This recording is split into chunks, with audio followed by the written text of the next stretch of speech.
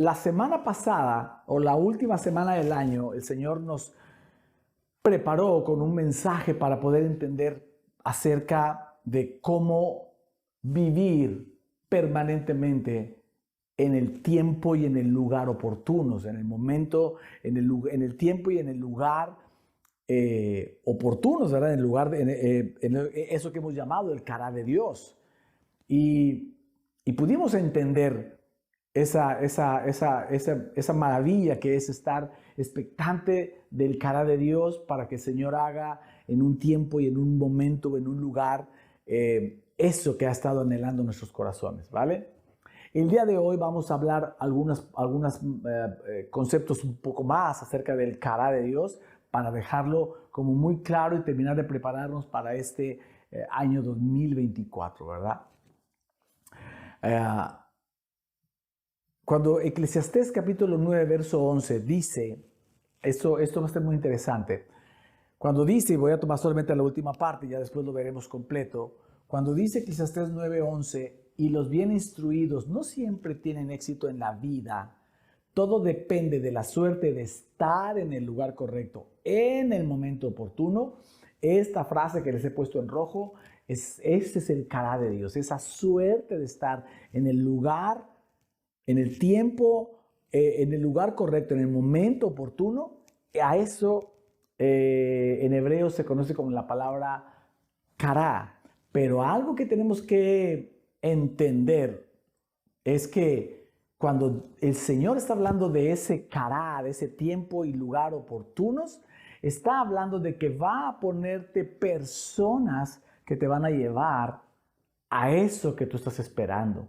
Es decir, el Señor en su cara para ti normalmente no lo hace con cosas, es decir, no te hace encontrarte con un billete de lotería ganador, por ejemplo, ¿no? Hablando de finanzas, o con un tesoro escondido en tu jardín, o con un letrero que diga, sigue esa flecha y encontrará a la persona que anda buscando. O sea, no. El tiempo y lugar oportunos de Dios no es con cosas.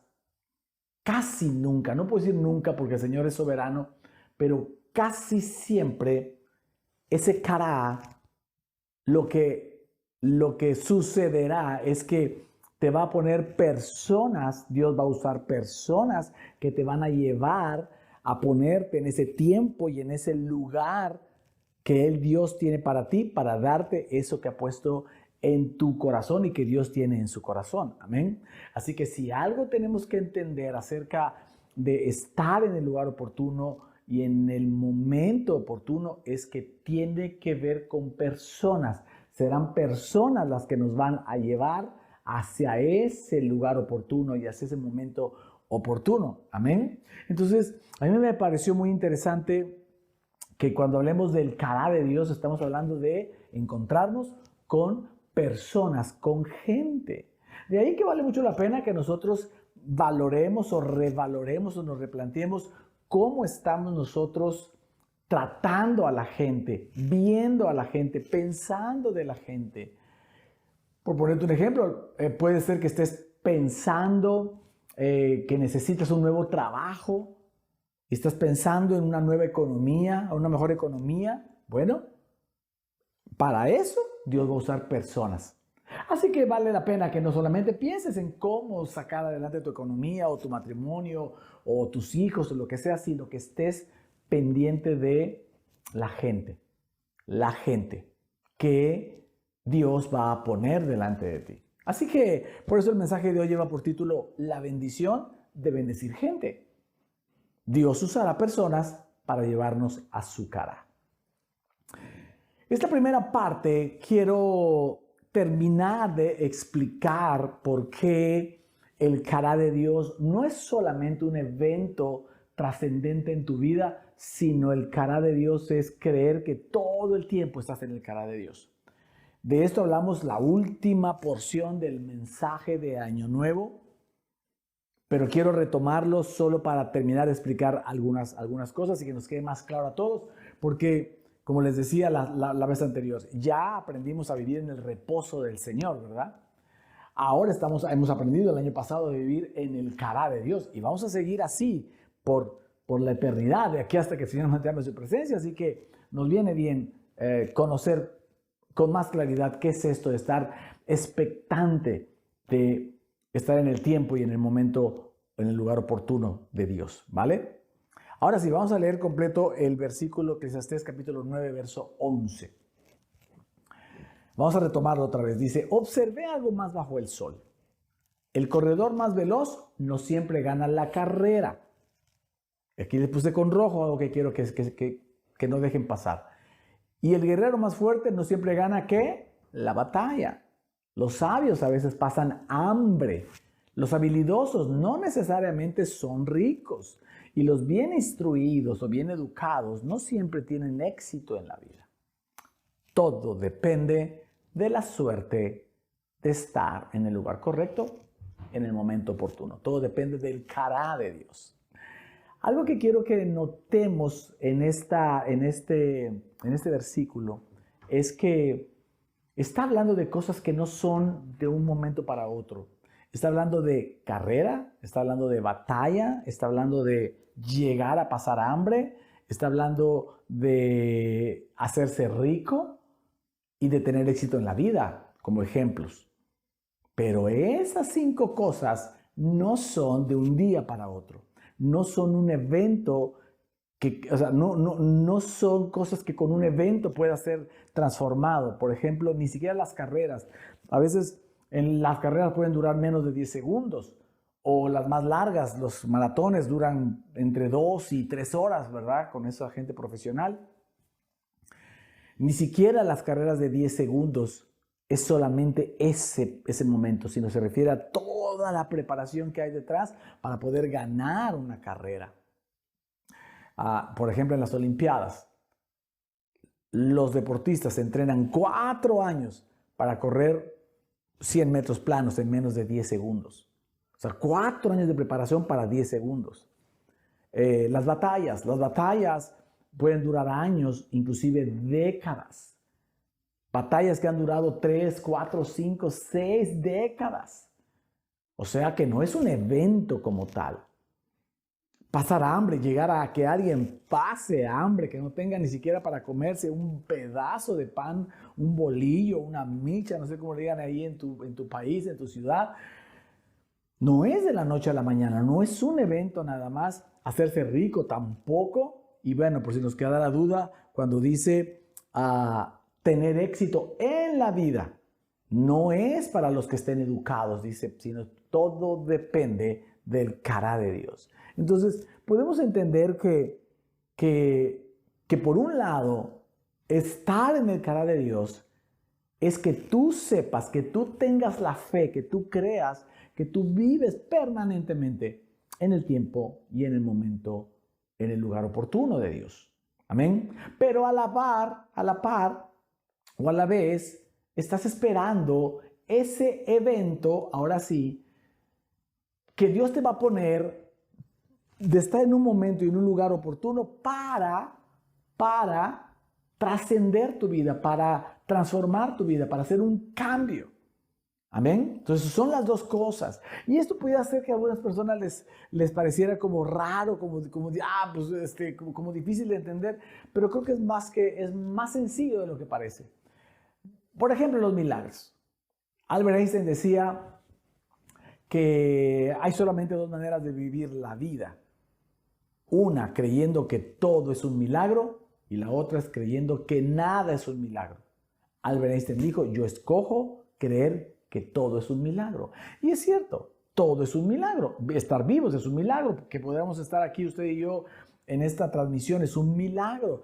Si usted pone conciencia de todo lo que está pasando en su cuerpo para poder estar acá vivo, eso es un milagro. Pero no por eso usted no está esperando otro tipo de milagro que trascienda, que lo sane, que lo cambie, que transforme su vida, su circunstancia, su salud. ¿Me está siguiendo?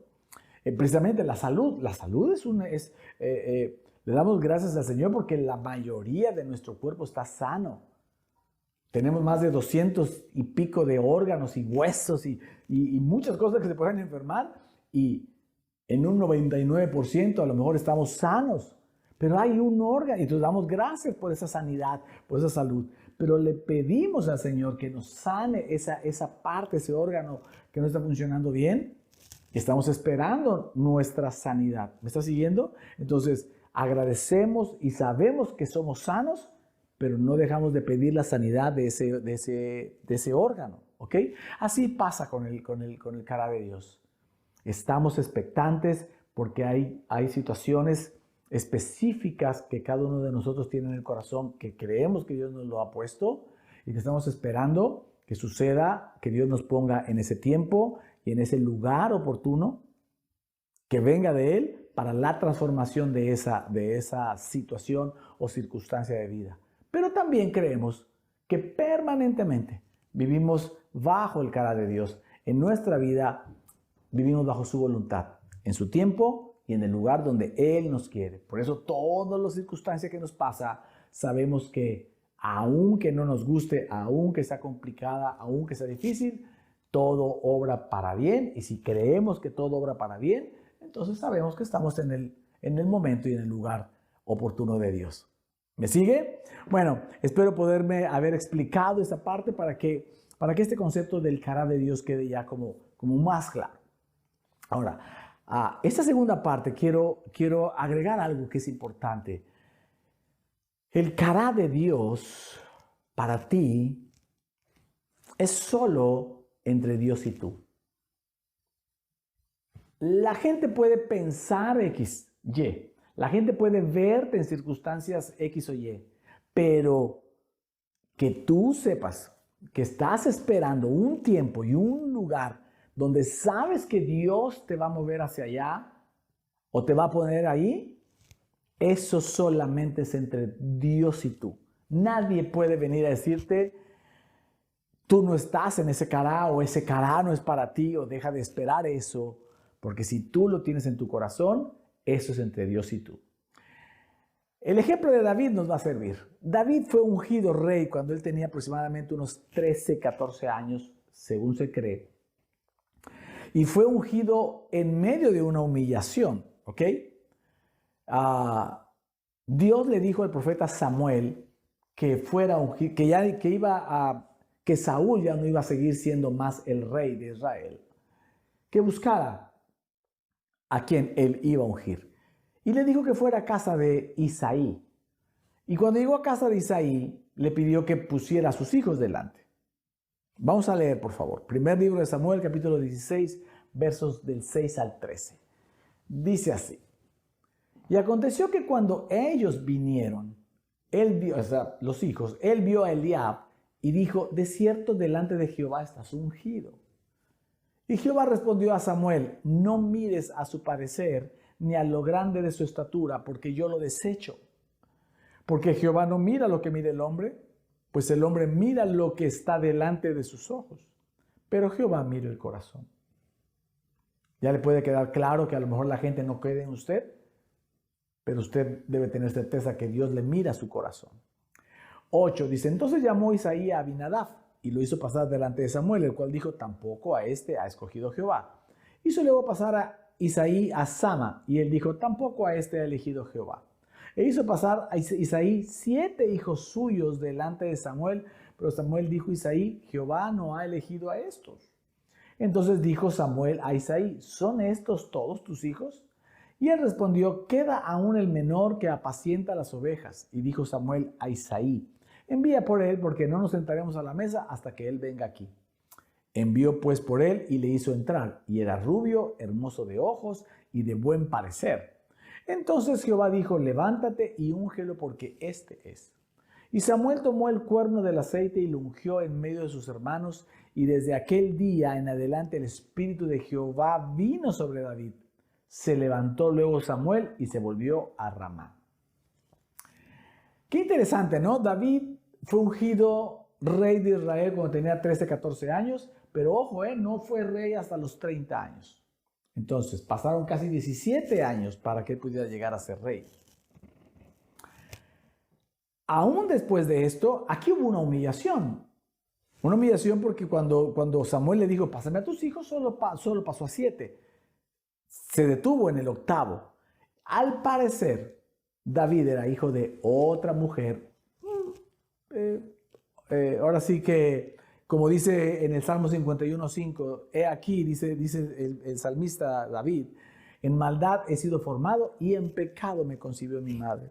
Pues se cree que probablemente Isaí tomó a otra mujer fuera del matrimonio y tuvo a David. Por eso no lo consideraba como un hijo como tal.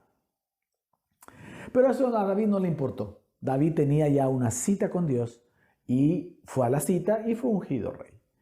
Después de eso volvió a ser humillado por sus hermanos. Su padre lo manda a Israel, va a pelear contra los filisteos, contra Goliat, y los tres hermanos mayores están en el frente de batalla como soldados.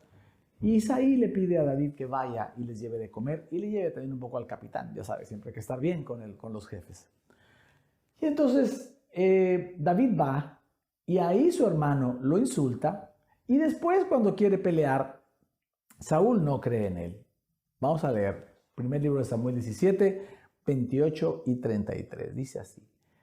Y oyendo hablar Eliab, su hermano mayor, con aquellos hombres, cuando David llegó al campamento, se encendió en ira contra David y dijo, ¿para qué has descendido acá? ¿Y a quién has dejado aquellas pocas ovejas en el desierto? Yo conozco tu soberbia y la malicia de tu corazón, que para ver la batalla has venido. Dijo Saúl a David en otro momento, no podrás tú ir contra aquel filisteo para pelear con él, porque tú eres muchacho y él un hombre de guerra desde su juventud. Sus hermanos lo humillaron, le dijeron en pocas palabras, eres un morboso e irresponsable al venir al campo de batalla, cuando había sido su padre quien los había enviado a darles de comer. Otra humillación para David. Y luego cuando él dice, yo quiero pelear, va delante de Saúl y Saúl dice, tú no puedes, tú eres un muchacho, eres un hombre experimentado, no creyeron en él, pero él sabía lo que Dios tenía para él. Cuando termina derrotando a Goliat, el mismo Saúl no reconoció ni siquiera que David, que había derrotado a Goliat, era el mismo jovencito que tocaba para él. Cuando él se sentía atormentado por demonios, mandaban a llamar a David y David tocaba para él y los demonios se iban de él. Ni siquiera lo reconoció Saúl.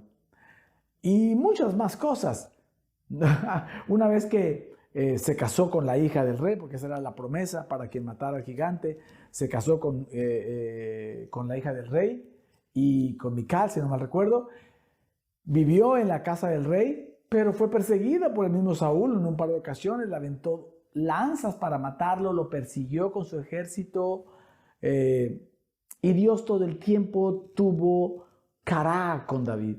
David sabía que tenía un tiempo y un lugar que iba a ser oportuno para el Señor y para darle lo que le había dicho, que lo había ungido rey. Pero algo importante en esto es que cuando tú sabes en tu corazón que Dios tiene para ti algo, confía, sigue creyendo. Habrá gente que te desanime o habrá gente que te diga que no o habrá gente que no comparta contigo. Tú sigue confiando y creyendo en el cará de Dios. Amén. Mire qué interesante lo que le pasó a David al final. Cuando ya termina la batalla y le gana, le corta la cabeza a Goliat, Saúl no preguntó quién era David. Saúl preguntó quién era el padre de este. Quería saber quién era su genealogía. Primer libro de Samuel 17:55 dice así.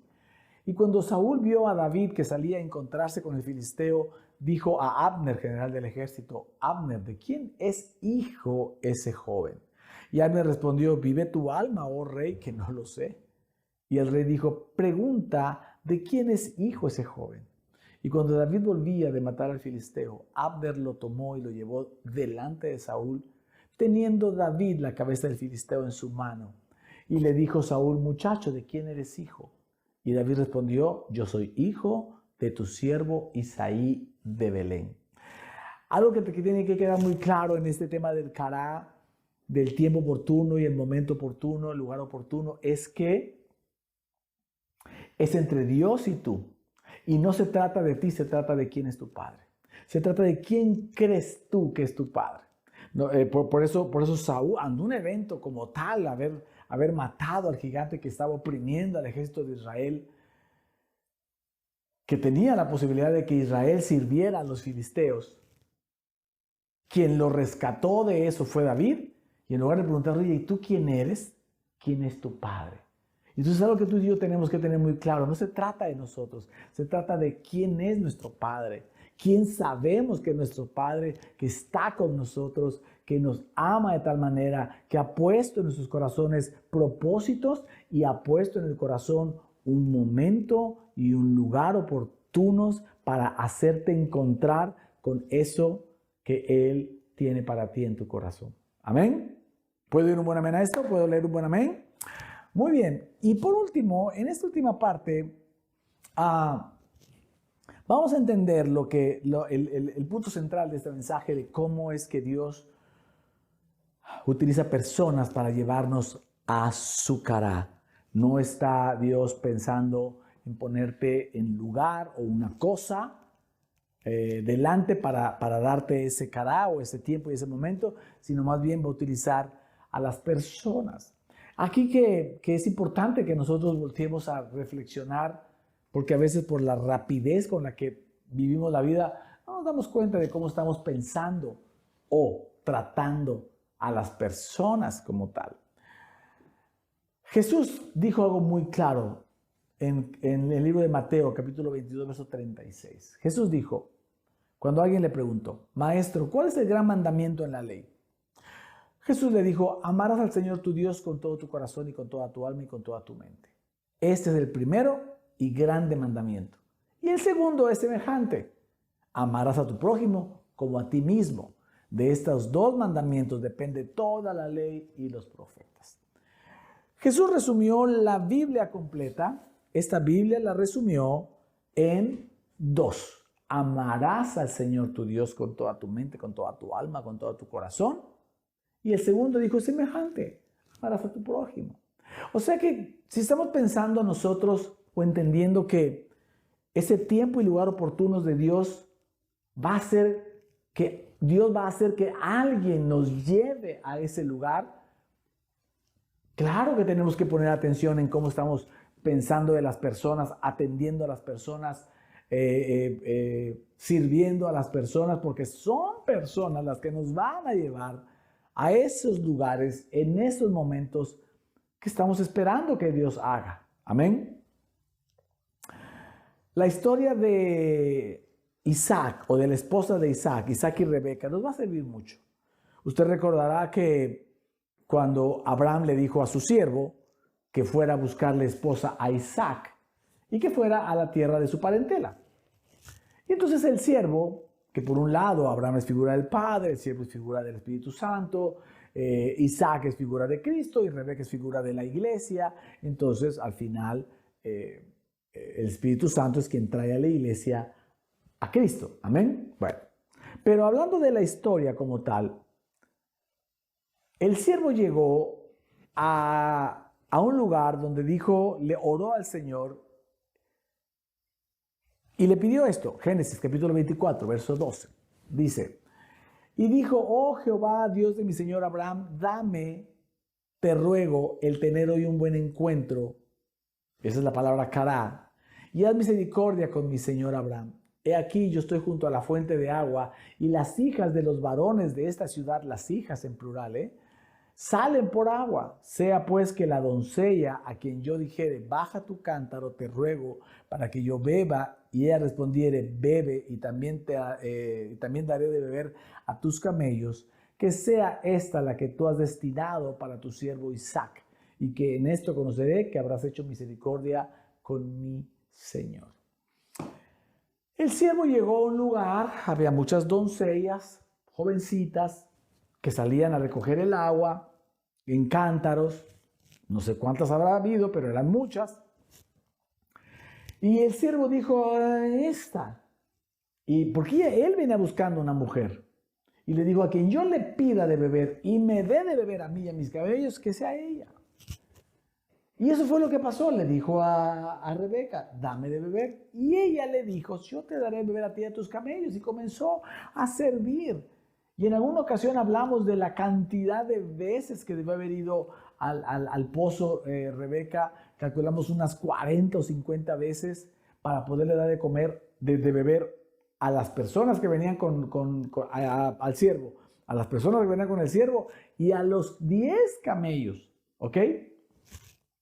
Y después supimos ya que habló con los padres y aceptó, y Rebeca fue la esposa. Sin embargo, quiero que veamos esto, por favor, desde el otro ángulo. Pasemos la cámara de tener de frente al siervo y pasemos la cámara a tener de frente a Rebeca.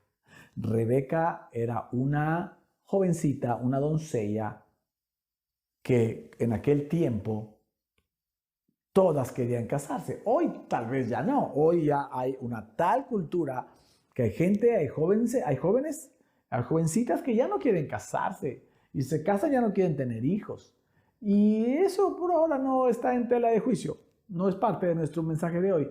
Pero en aquel tiempo era importante para las doncellas casarse.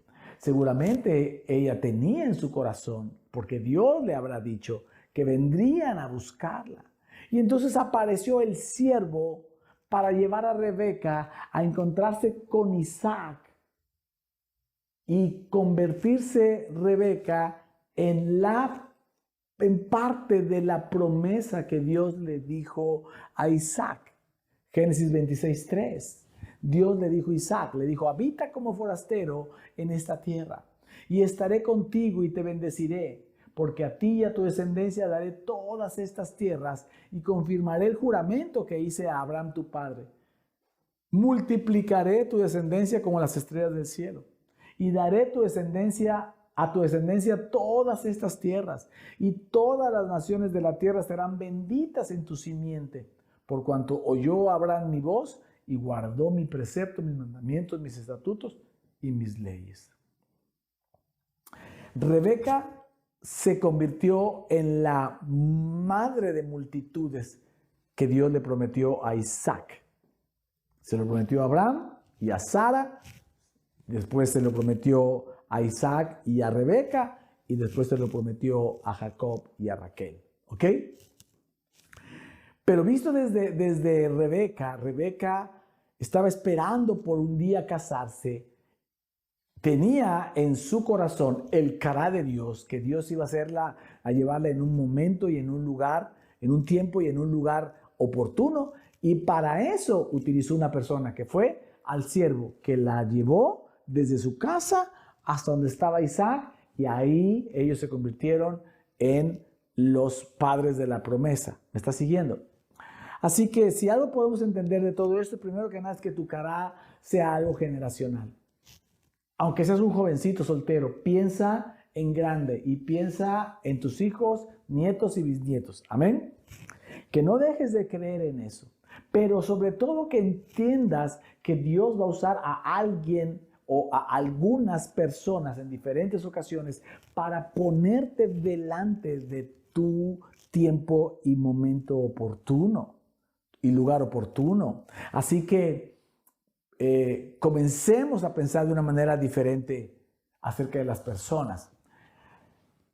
Eso no fue solo el caso de Rebeca. Usted puede buscar en la Biblia, va a encontrar que en todos los casos hay personas involucradas. Ruth fue llevada a Israel por Noemí, su suegro. Una vez que murieron el esposo de Noemí y los esposos de Ruth y de Orfa, Ruth se quedó con Noemí y Noemí la llevó a Israel. Le dio permiso de ir a hacer una espigadora, ¿verdad? A recoger las sobras. Y al campo que llegó ella, Dios dispuso que fuera el campo de Booz quien se fijó en ella y al final la tomó por esposa. Y Booz y Ruth formaron parte de la genealogía de nuestro Señor Jesucristo. Amén. José, sí, todos nos acordamos de que estando en la casa del copero, a quien le dio un sueño, cuando cayó el copero y el panadero en la cárcel con José, les dio una revelación de un sueño y les dijo una interpretación. Y les dijo al panadero que iba a morir y al copero que iba a regresar a ser el copero. Y así fue. Y el copero se olvidó de José 2 años más.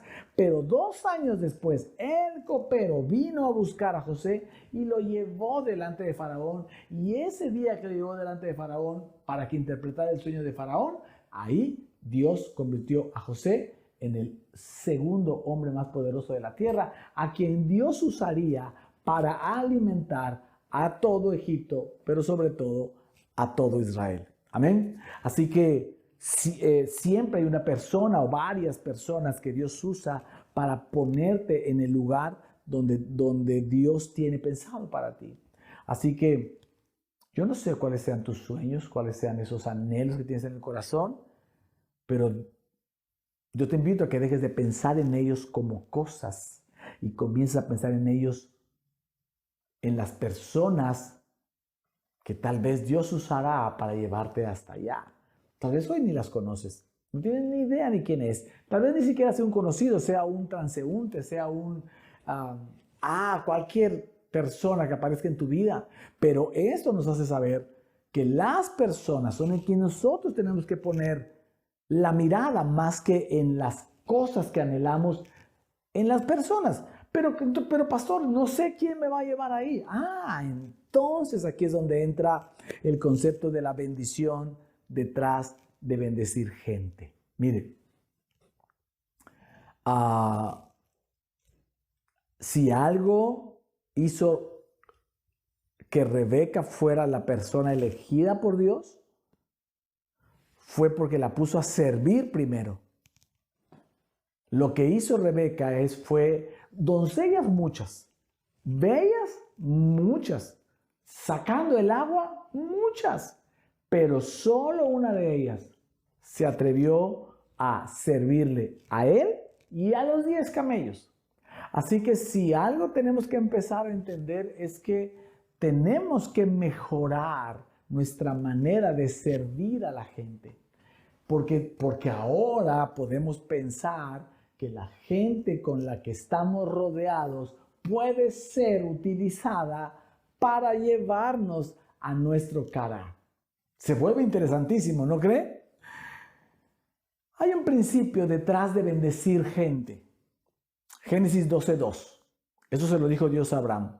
Le dijo, y haré de ti una nación grande y te bendeciré.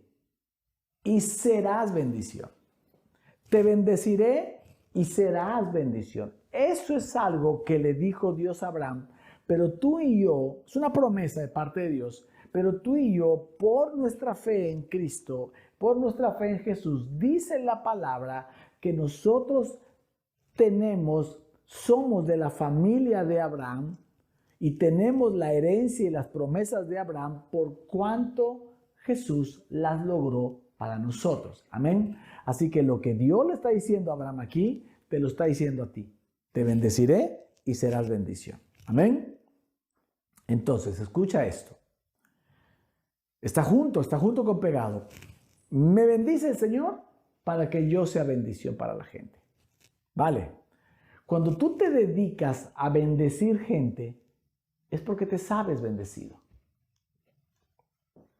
Hay personas que no bendicen gente, que no están pensando en bendecir gente. Esas personas no se saben todavía bendecidos. Están esperando a que Dios los bendiga, porque hasta que llega la bendición, yo puedo bendecir. Amén. Pero habemos otros que creemos que ya estamos bendecidos y entonces nos dedicamos a bendecir gente. Bendiga gente, hoy más que nunca. Sírvale a la gente. No se puede servir a Dios si no se sirve a la gente. Por eso el mensaje de la semana pasada, que ahora sí que nos vino como anillo al dedo. Dios nunca permite que nada se le salga de control. Yo no pude estar acá predicando este mensaje, pero Dios puso y dispuso que pusiéramos ese otro mensaje para recordar cuál es el propósito de la iglesia bajo la gracia. Y el propósito de la iglesia bajo la gracia es bendecir gente con el evangelio de la gracia, transmitirlo, difundir el evangelio de la gracia, saber la importancia que Dios nos ha dado a nosotros para abrirnos los ojos y tener la gracia y el favor de Dios sobre de nosotros. Amén. Entonces, bendiga lo más que pueda a la gente. Como dice 2 Corintios 9:6. Este es un principio. Dice, recuerden esto, el que siembra escasamente cosechará. Y el que siembra en abundancia cosechará. Cada uno debe dar según lo que haya decidido en su corazón, no de mala gana ni por obligación, porque Dios ama al que da con alegría. Y Dios puede hacer que toda gracia abunde para ustedes, de manera que siempre, en toda circunstancia, tengan todo lo necesario y toda buena obra abunde en ustedes. Está diciendo que entre más bendices, entre más siembras, más cosechas.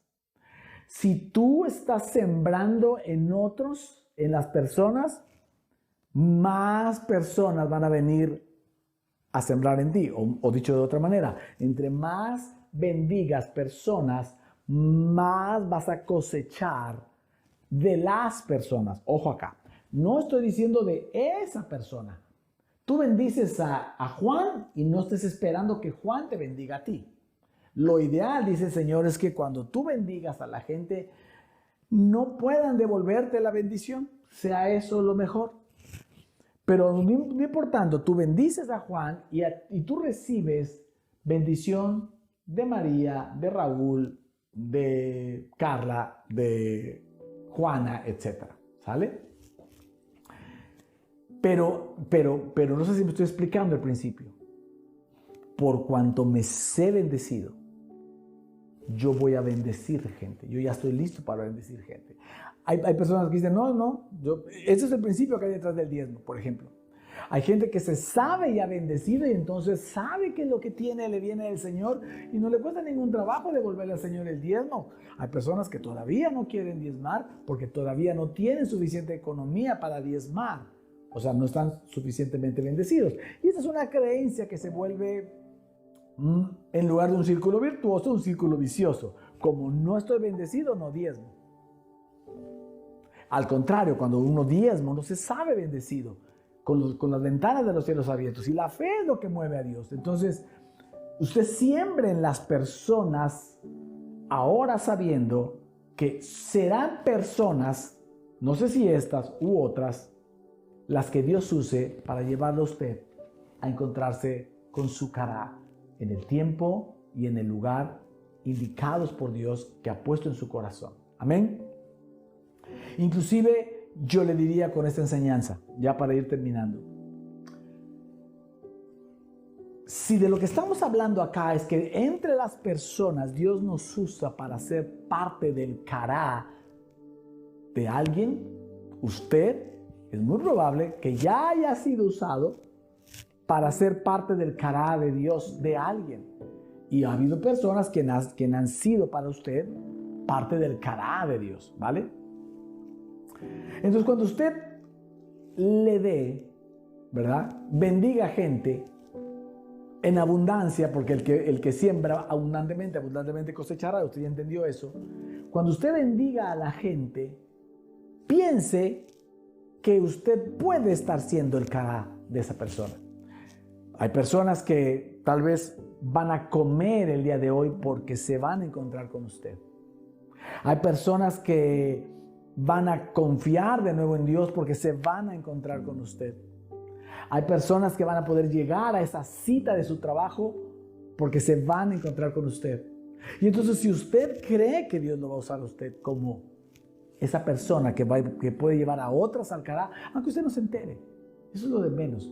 Lo que nos importa es bendecir gente y saber que puede estar siendo usado como cará para esta gente. Y eso me va, entendiendo del cará de Dios, te va a animar más a bendecir.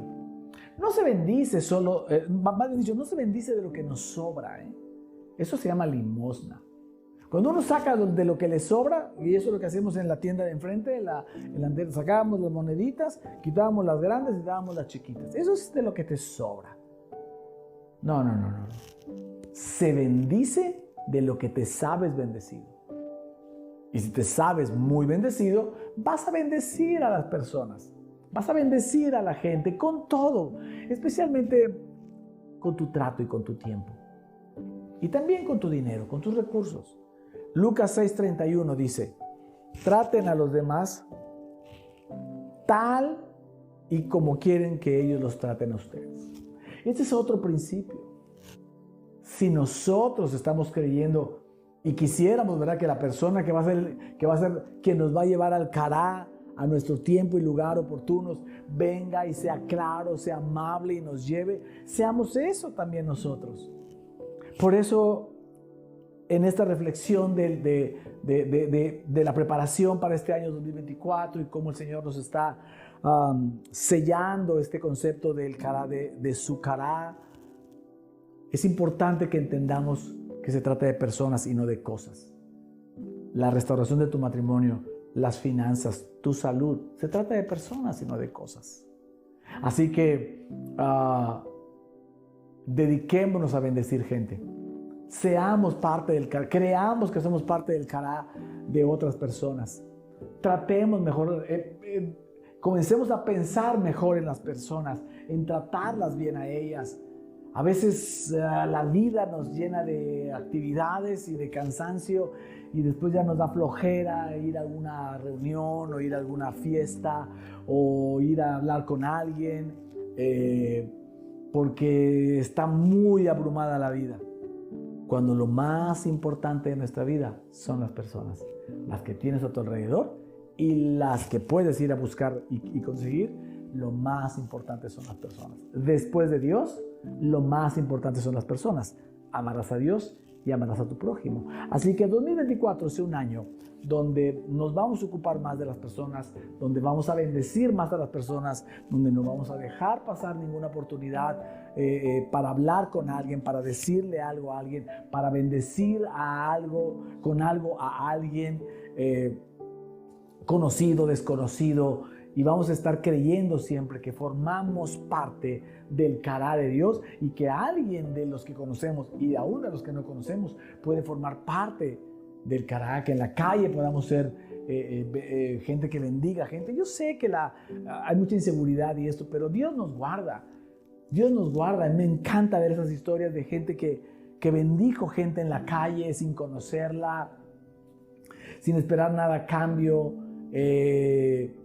En fin, creo que este es un buen año para entender que si algo tenemos que hacer es tratar mejor a las personas, poder ver en ellas lo que Dios tiene seguramente en su corazón para con ellas y para con nosotros. Y estoy seguro que este 2024 será un año en el que vamos a poder llegar a ese lugar, en ese tiempo y en ese momento, en ese lugar oportuno que Dios tiene preparado para nosotros, para hacer esa transformación de vida que Él tiene en su corazón para cada uno de nosotros, ¿vale? Dios me lo bendiga, así que yo les invito a que ahí pueda usted adorar al Señor, alabar al Señor. Cierre sus ojos unos minutos y ahí donde está, haga una oración, declare, ¿verdad?, que usted le va a poner más atención a las personas. Confíe más en las personas, usted va a confiar más en la gente y usted va a ser una bendición para la gente porque usted ya está bendecido. Usted es permanentemente bendecido por el Señor. Amén. Y a usted que por primera vez está viendo acá y que todavía no le da el sí a Jesús, yo le invito a que haga esta oración conmigo y le diga: Señor Jesús, yo te abro mi corazón esta mañana para reconocerte como el Hijo de Dios, como mi Señor y mi Salvador. Sé que moriste por mis pecados en la cruz, pero resucitaste al tercer día. Hoy estás sentado lleno de gloria a la diestra de tu Padre, y hoy yo sé que tú me has bendecido con abundancia y sobreabundancia. Yo sé que tienes en tu corazón llevarme a un lugar oportuno, pero el día de hoy este sea mi más grande Cará, encontrarme contigo, Jesús. Te recibo hoy como Señor y Salvador. Gracias. Amén. Amén. querida familia, Dios me los bendiga, que este año verdaderamente sea de gran prosperidad en todos los aspectos de su vida, que usted se sepa muy próspero, porque Dios está con usted, no por lo que tiene a su alrededor, porque eso será una consecuencia. A su tiempo y a su momento, Dios le dará todo lo que ha puesto en su corazón. Y no se despegue, seguiremos predicando el Evangelio de la Gracia, sabiendo que el Señor tiene para nosotros grandes cosas, que nosotros también vamos a ser usados para bendecir a mucha gente, y esto estoy seguro que llena el corazón de todos los que hoy estamos aquí en plenitud en Cristo, ¿vale? Les bendecimos, les agradecemos como siempre su presencia, a todos los que sirven en esta casa, a los líderes, a todos los servidores que hacen posible estas transmisiones. Doble porción del Señor, de su gracia y su favor en ustedes. Y como les dije, nos vemos el próximo domingo. Por ahora todavía no hay otras actividades. Nos vemos el próximo domingo y no se despegue de esta su iglesia, Plenitud en Cristo, para que nos ayude a difundir el Evangelio de la Gracia. ¿Vale? Nos vemos en la siguiente transmisión. Hasta la próxima.